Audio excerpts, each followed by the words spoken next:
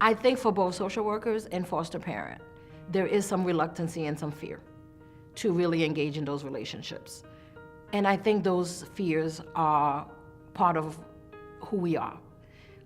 They're around what would happen if a parent who is high come into my home, and how would I handle that? What happened if the parent come and steal the kid away? I think those are really, truly genuine fears.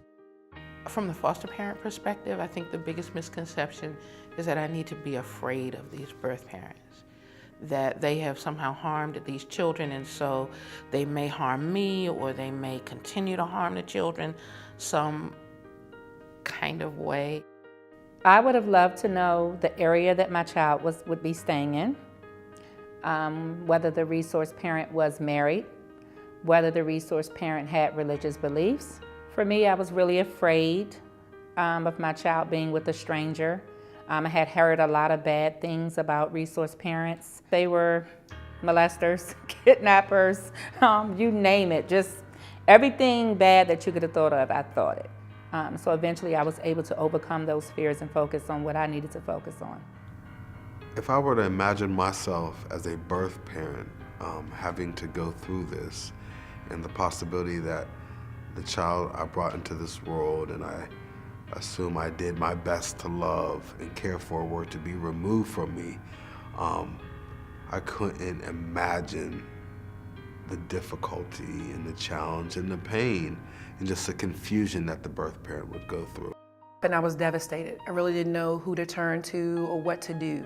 It just wasn't supports or anything in place. I just didn't know what to do. Just the fact that you're watching someone else take your child to school, getting their meals prepared, doing everything that you know you can do, but at this moment you just need to work on self. It was really, really, really hard watching someone else play the role of a mommy. Another misconception is that for birth parents, we think resource parents are only in it for the money, which is not true for some. I've met a lot that are not in it for the money. They genuinely want to partner with the birth parent for the betterment of that child. I've worked with birth parents who have addiction. I've worked with birth parents who have mental health issues. I think the thing that has made it doable and wonderful has simply been to recognize that each of these parents, no matter what their struggle, adds value to this child's life. Like, this child loves them. Children love their parents unconditionally. So no matter what has happened in the past, they love their parents. And if I can accept that, and if I can go into this accepting that their parents add value to them in some way, then it's a lot easier for me to embrace them and embrace the relationship. Who are these people with my child? You know what I'm saying? I don't know them. I don't know where they've been. You know, I don't know their history. At one of the visits that the social worker set up, I met the foster mom, and she was just like all over the place. She was just so jolly. She brought out the pamphlet, the book, and she was like, look, this is everything that your daughter's been doing since I've had her. She's taken her first shot.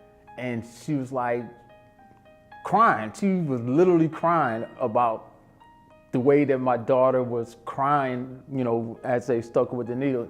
So she started crying. I'm like, man, my mother didn't even cry when I had shots. These people, this lady literally cares about my daughter. And after that, all the anxieties or whatever I had pent up inside about, well, she's white and he's white, and that flew out the window.